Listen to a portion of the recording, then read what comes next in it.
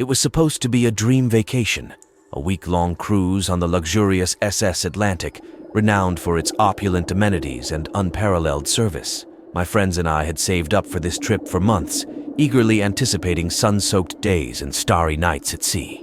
The first few days were everything we hoped for. We lounged by the pool, dined at lavish buffets, and enjoyed nightly entertainment. But as we sailed further into the open ocean, things started to change. The atmosphere on the ship grew tense. Crew members who had been cheerful and accommodating suddenly seemed distant and uneasy. Whispers of an unsettling nature began circulating among the passengers. Stories of strange noises, sudden chills, and ghostly apparitions. We shrugged them off as mere rumors, the product of overactive imaginations. But then, we experienced it for ourselves. It all started on the third night. We were having dinner in the grand dining hall when we noticed an empty table that had been occupied by a lively family the night before. When we asked the waiter, he nervously muttered something about them having left the ship due to an emergency, but his eyes told a different story, one of fear and uncertainty. Later that night, as we were getting ready for bed, we heard a blood-curdling scream coming from the hallway. We rushed out of our cabin to find a woman hysterically crying, claiming her husband had vanished without a trace. The crew searched the ship from top to bottom, but found no sign of him. The captain assured everyone that it was likely a misunderstanding and that the man would turn up soon. But deep down, we all knew something was terribly wrong. The next night, we decided to explore the ship, hoping to uncover some clues about the strange occurrences. As we wandered through the dimly lit corridors, we felt an inexplicable chill in the air. We reached a secluded part of the ship where we stumbled upon an old dusty plaque that read, "In memory of the lost souls of the SS Atlantic." Beneath it was a list of names and dates, all from decades ago. Suddenly, we heard soft footsteps behind us. Turning around, we saw a shadowy figure in a captain's uniform, his eyes glowing with an eerie light. He seemed to float towards us, and as he drew closer, we felt an overwhelming sense of dread. Just as quickly as he appeared, he vanished into thin air, leaving us paralyzed with fear. Determined to find answers, we visited the ship's library and dug through old records. What we discovered was horrifying. Decades ago, the SS Atlantic had been the site of a tragic accident.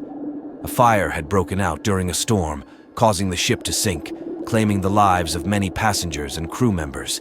The ship we were on was a replica, built to honor the memory of the original, but it seemed that the spirits of those lost had not found peace and had instead attached themselves to the new vessel. That night, the ship was hit by an unexpected storm. The waves crashed violently against the hull, and the lights flickered ominously. As the storm raged on, we heard whispers echoing through the corridors, calling out our names. The temperature plummeted, and we saw the ghostly apparitions of the lost souls, their faces twisted in agony, wandering aimlessly through the ship. On the final night of our cruise, the paranormal activity reached its peak. The entire ship seemed to come alive with malevolent energy. Objects moved on their own, lights flickered, and the air was filled with unearthly moans and cries. We barricaded ourselves in our cabin, terrified and praying for dawn to come. As the night dragged on, we heard heavy footsteps approaching our door. The handle turned slowly, and the door creaked open. There, standing in the doorway, was the ghostly captain, his eyes burning with fury. He raised a skeletal hand and pointed directly at us. The room filled with a deafening roar, and we felt ourselves being pulled towards him by an invisible force. Just when we thought all hope was lost, the first light of dawn broke through the window, and the captain and his spectral crew vanished. We stumbled out of our cabin, exhausted and shaken. The ship had docked, and we wasted no time in disembarking, vowing never to set foot on a cruise ship again. The Ocean Monarch was a marvel of modern engineering, boasting luxurious amenities and promising unforgettable voyages. My friends and I were among the first passengers on her maiden voyage, eager to experience the grandeur and excitement. The first few days were a dream, lavish meals, spectacular shows, and the endless horizon stretching before us.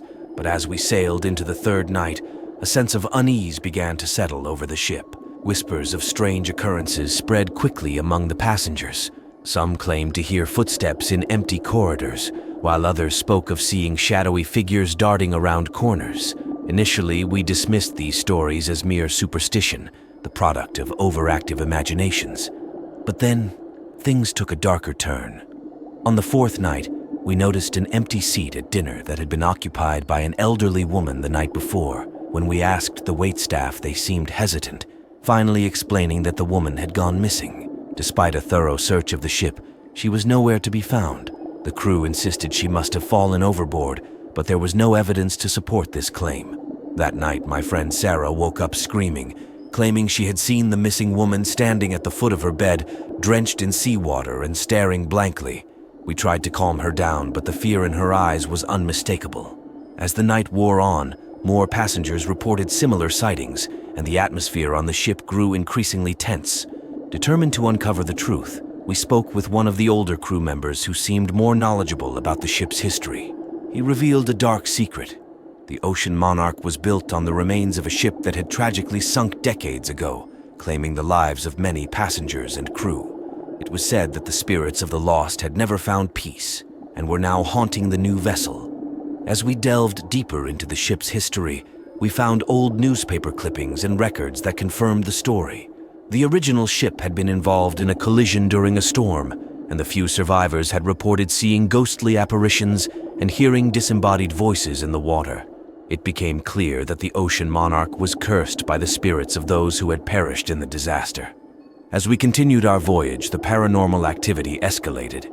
Doors slammed shut on their own, lights flickered, and eerie whispers echoed through the halls.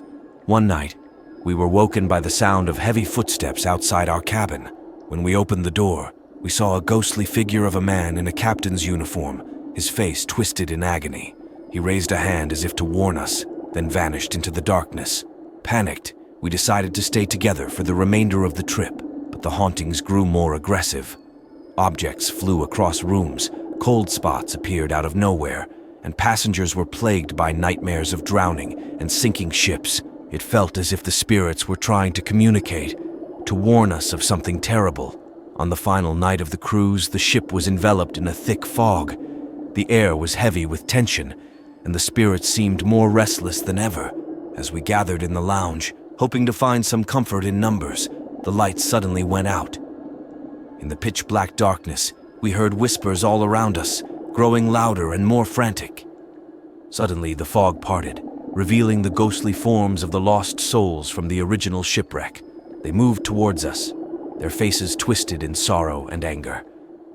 We felt an icy chill as they passed through us, leaving behind a sense of overwhelming despair. Just as quickly as they appeared, they vanished, leaving us shaken and terrified. The next morning, the fog lifted, and we docked at our final destination. We disembarked as quickly as possible, each of us vowing never to speak of the horrors we had witnessed. The Ocean Monarch sailed on, carrying its dark legacy and haunted by the spirits of the past. The Celestial Mariner was known for its luxurious cruises, offering passengers an unforgettable experience on the high seas. My friends and I were thrilled to be part of a week-long voyage, eager to escape the mundane and indulge in the opulence. The ship was massive, with countless amenities and entertainment options. We set sail under clear skies, blissfully unaware of the horrors that awaited us. The first 2 days were a dream come true. We enjoyed gourmet meals, dazzling shows, and breathtaking ocean views. But on the third night, things began to take a sinister turn. Strange sounds echoed through the ship, unsettling whispers that seemed to come from nowhere. Some passengers claimed to see fleeting shadows in the hallways, but we brushed it off as overactive imaginations. It all started with cabin 302. The occupants, a young couple on their honeymoon, reported experiencing strange occurrences. They heard scratching noises coming from the walls and footsteps pacing outside their door in the dead of night.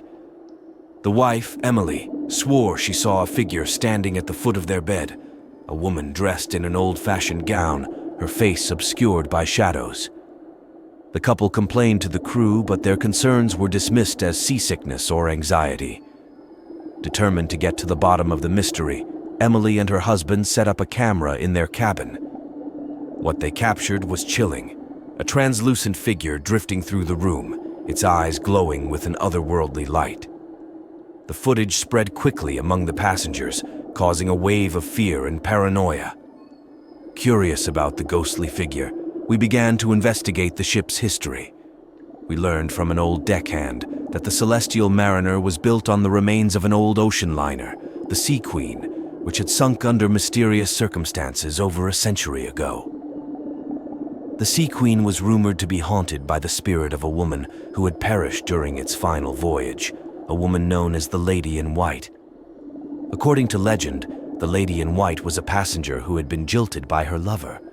In her despair, she threw herself overboard, but her spirit never found peace. She haunted the Sea Queen, causing accidents and misfortune, and now her curse had transferred to the Celestial Mariner. As we delved deeper into the story, we found numerous accounts of sightings and unexplained deaths linked to the Lady in White. On the fifth night, the hauntings intensified. Passengers reported seeing the Lady in White all over the ship, gliding through the dining hall, standing by the pool, and appearing in reflections. The air grew colder, and an oppressive atmosphere settled over the ship. That night, the ship's alarms went off without warning. Lights flickered, and the entire vessel was plunged into chaos. We huddled together in the lounge, listening to the screams and frantic footsteps outside. Suddenly, the Lady in White appeared before us, her ghostly figure shimmering in the dim light. She reached out with a skeletal hand, and a chilling whisper filled the air. "Save me." Then, just as quickly as she had appeared, she vanished, leaving us in stunned silence. Desperate to end the terror, we sought out the ship's captain. He revealed that the only way to break the curse was to find the Lady in White's remains and give her a proper burial. With the help of the crew, we located the site where the Sea Queen had sunk. Using old maps and sonar equipment, we pinpointed the wreck and launched a diving expedition. As the divers descended into the dark waters, we waited anxiously on the ship. Hours passed before they resurfaced, bringing with them a weathered locket containing a portrait of the Lady in White. We held a solemn ceremony, laying the locket to rest with a heartfelt prayer. As we did, a sense of peace seemed to wash over the ship, and the oppressive atmosphere lifted. The rest of the voyage passed without incident, and the passengers began to relax. The Celestial Mariner docked safely at its final destination, and we disembarked with a sense of relief. The ship's crew thanked us for our bravery, and the story of the Lady in White became a legend shared by all who had been on that fateful voyage. Though the Celestial Mariner continued to sail, the tale of the Lady in White served as a chilling reminder of the spirits that linger on the high seas. Those who dared to sail again did so with a newfound respect for the supernatural, always mindful of the thin line between our world and the next. Thank you for watching. If you enjoyed this story, don't forget to subscribe to Mr. Creepy Tales for more spine-chilling true horror stories. Have a scary story of your own? Email us at mrcreepytales89@gmail.com. Stay safe, stay spooky.